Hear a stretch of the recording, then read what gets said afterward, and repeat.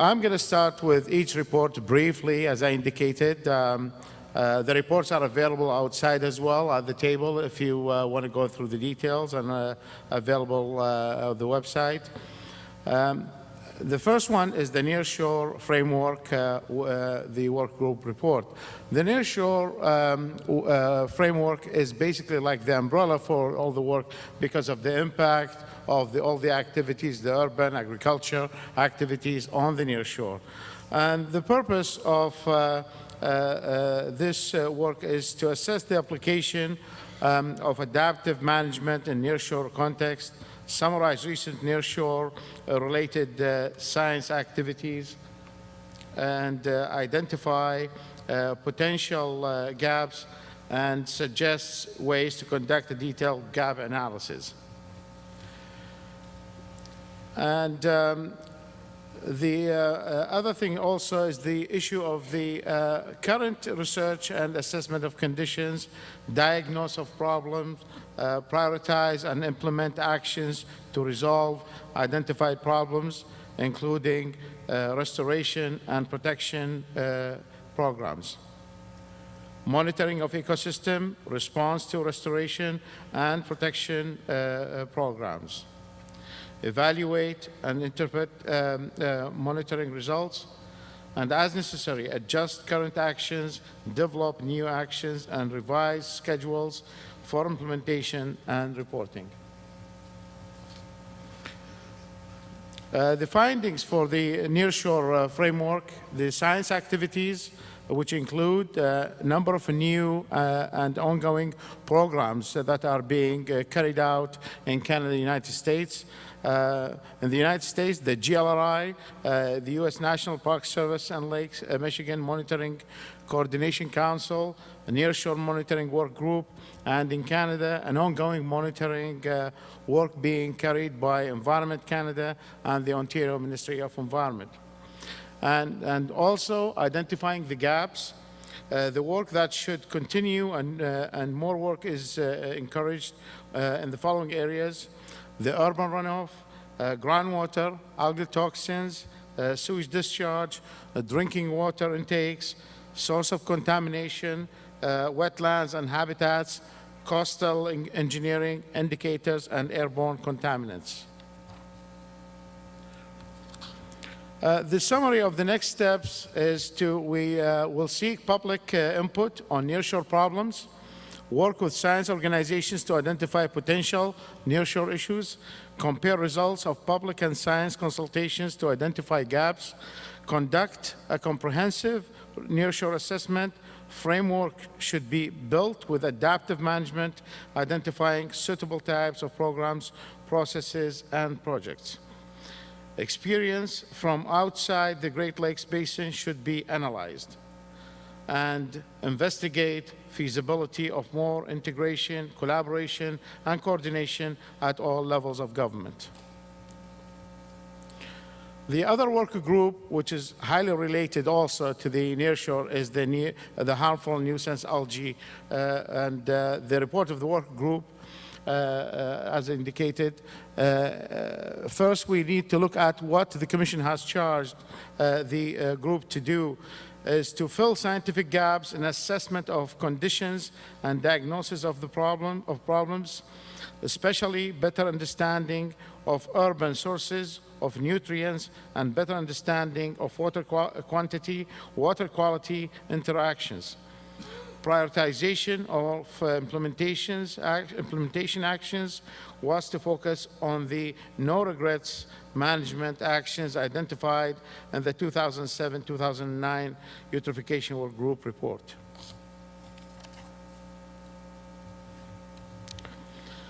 The scientific component is refine understanding of the causal structure of the problem, check the consistency of the consensus causal understanding with literature, also determine the weight of evidence supporting the consensus causal structure. And for the management component is evaluate management strategies with respect to scientific weight of evidence. Analysis of implementation of management strategies also to be included.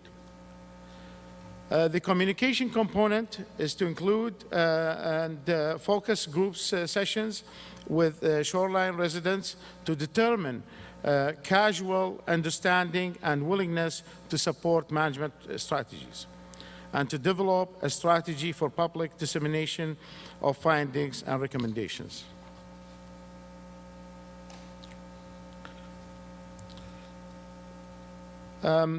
Again, for the scientific findings, the group identified there's a lack of evidentiary support for the role of drusenins of increased phosphorus loading and causing excessive growth of cladophora, and evidentiary support for the effect of nutrient loading on harmful algae bloom varies by location. Overall importance of climate change in comparison to the effects of urbanization, agriculture, and nuisance on the nuisance and harmful algae is unknown. Report findings are not a summary of the current state of knowledge of the causes of nuisance algae problems. The summer workshop participants' opinion is available in the group's work group as well. Regarding the findings, the management issues, we found weak evidentiary support for the no regrets policies, with little evidence for effectiveness of strategies to reduce phosphorus loading, and weak weight of evidence for the casual structure, and weak evidence about the effectiveness and scales of implementation limit priority ranking. And justification for no regrets management activities rests on best management practices for sustainable agriculture. And on communication, use of community-based social marketing CBSM as a tool to develop strategies for changing environmentally harmful residential behaviors that contribute to eutrophication. The other work group was the chemicals of emerging concern. And the 2007-2009, that's when this group started working as the priority at that time. And in 2007, the Chemicals Emerging Concern Work Group was charged with reviewing the science and policy aspects of identification, impact, and management of the CECs in the Great Lakes.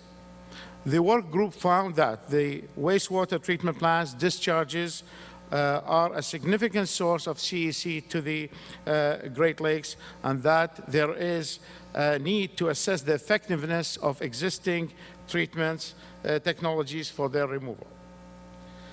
Also, the work group also found that there was a need to assess impacts of CEC on human and ecological health.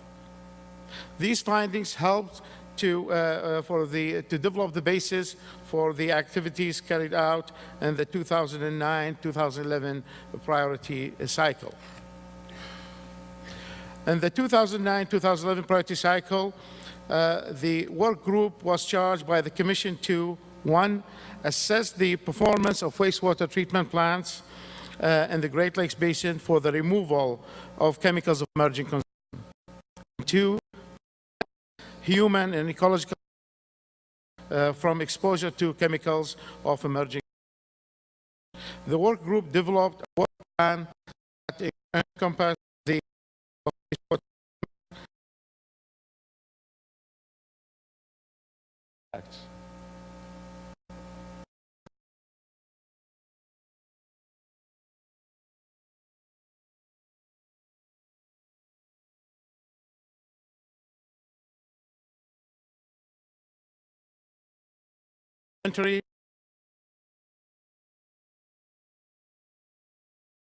detailed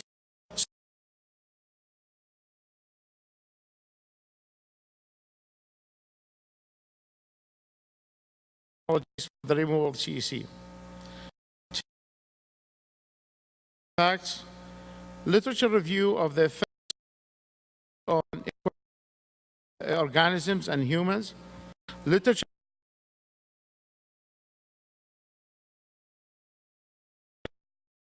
draft ecological effect strategy for assessing exposure to and effects of toxic substances in the Great Lakes.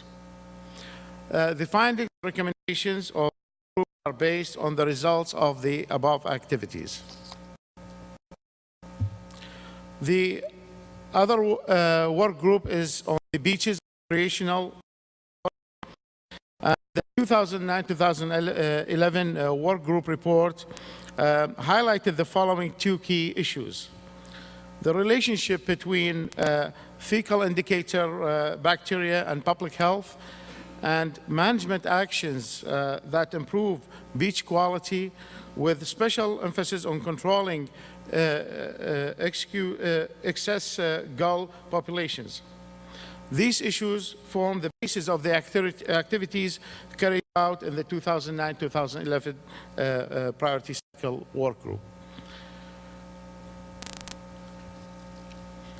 The purpose of the objectives of the work group in that cycle was identified here. The purpose is to identify problems associated with current indicators of recreational water quality, locate, compile, and review existing data on the relationship between human health and the presence of fecal indicator bacteria from birds, other wildlife, and livestock at Great Lakes beaches.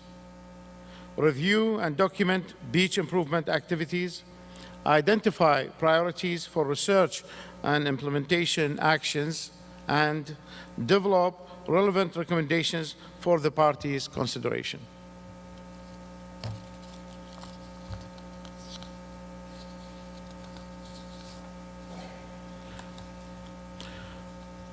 The work group activities during 2009-2011 included beach expert workshop, development of 6 white papers on selected issue topics, and second-order science on knowledge about avian effects on swimmers. Also, based on the findings of an expert consultation, the 6 white papers and 3 second-order science analyses, the work group produced the priority cycle report. This report includes 6 recommendations and discussion on the following key topics: human health risk, recreational water exposure, contaminant sources, beach management practices, adequacy of microbiological monitoring, and waterfowl.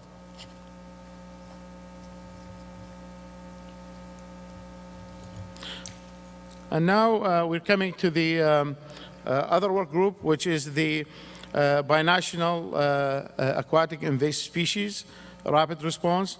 This, of course, attracts attention for media and for the public, because something I think people can see it more visibly than chemicals of emerging concern, and the media can show fish, they can't show chemical. So I think it generates a lot of attention and interest.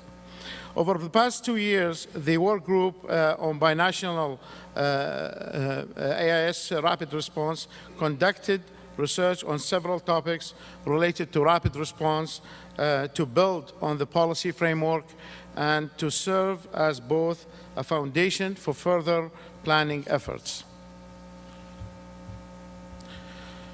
The activities of work group included the assessment of the current conditions.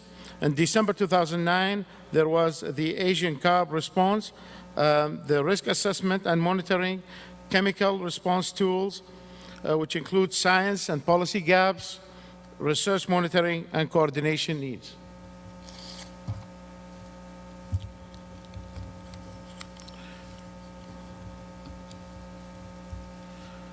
The primary recommendation for the International Joint Commission to transmit to the governments of Canada and the United States is to develop and implement a formal binational Great Lakes AIS rapid response plan in cooperation with AIS management agencies to harmonize response actions and to promote mutual cooperation among U.S. and Canadian Great Lakes.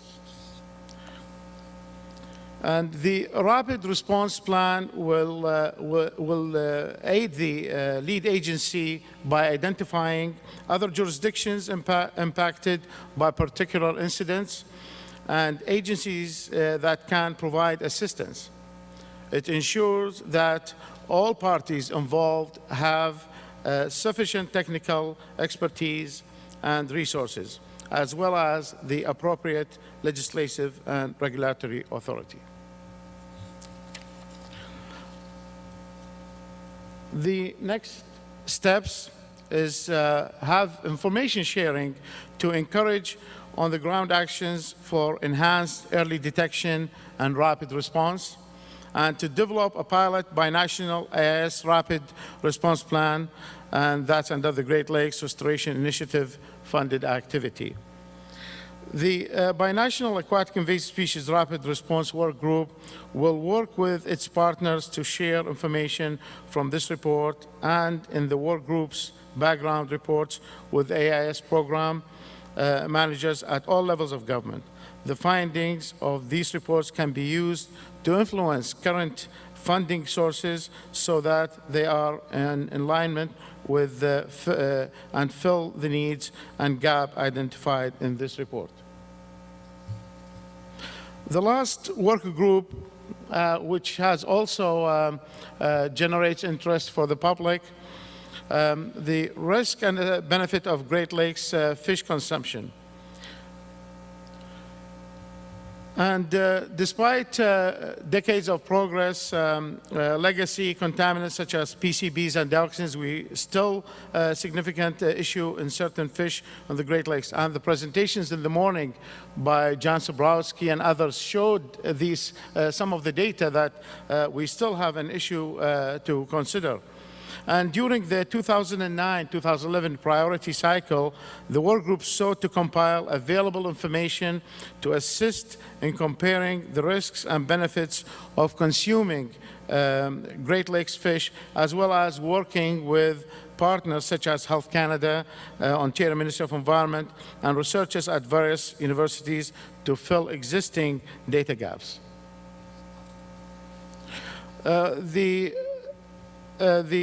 issue of the risk and benefits for the Great Lakes fish consumption, it focuses on the issue, the interest in the impact of the omega-3 fatty acids required for many critical health functions.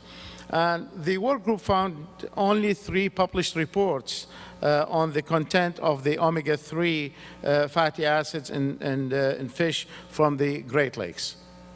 Additional data on omega-3 fatty acids levels in the Great Lakes fish will be submitted for publication. Due to this data gap, Health Canada's Ontario Region Food Laboratory, on behalf of the work group, analyzed lake trout from 5 Great Lakes and whitefish from Lake Superior, Huron, and Erie. In general, lake trout were found to contain significantly higher concentrations of omega-3 fatty acids than whitefish.